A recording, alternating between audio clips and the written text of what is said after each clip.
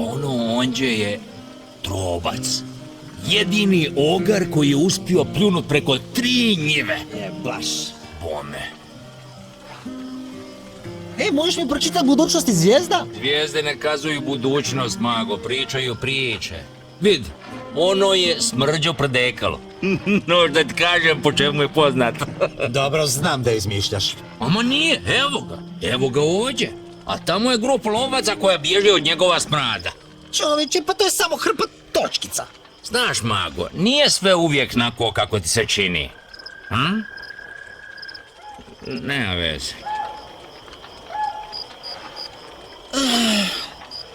Hej, Šrek, što ćemo kad dobijemo našu močvaru? Našu močvaru? Pa znaš, kad mi obavimo spašavanje princeze i to. Mi? Mago, nema mi, nema naše. Postojim samo ja i moje močvara. A prvo što ću napravit, podiću zid visok 3 metra oko nje. Povrijedio si me, Šrek. Sad sam fakat povrijeđen. Hej, znaš što ja mislim? Mislim da se s tim svojim zidom samo ograđuješ od svijeta. Jok, to misliš? Jel ti nešto skrivaš? Spavaj, mago. Ovo je opet nešto u vezi s lukom, a? Nije, ovo je nešto u vezi s Jaši već jednom. Zašto nećeš o tome razgovarati? Zašto ti moraš stalno laprdat? Zašto nećeš pričat? Vidiš da pričam. Možeš si mislit. Mago, ne izaživaj. Od koga bježiš, Šrek, reci od koga?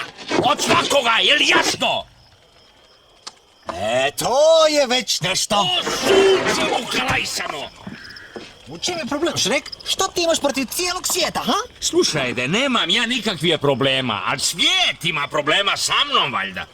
Ljudi čime vide viču, u pomoć, bježi, veliki, glupi, ružni ogar. Sude o meni prije nego me upoznaju. Zato mi je bolje samom.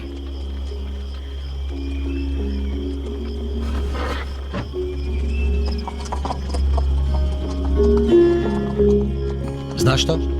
Kad smo se sreli, ja nisam mislio da si ti veliki, glupi i ružni ogar. A znam. A onda, je li ima kakvih magaraca tamo gore? Pa, ima bi. Gabro. Mali, ali dosadan. Evo, vidim ga. Onaj veliki, sjajni, tamo ravno, je li to to? To je mjesec. Aha. Okej.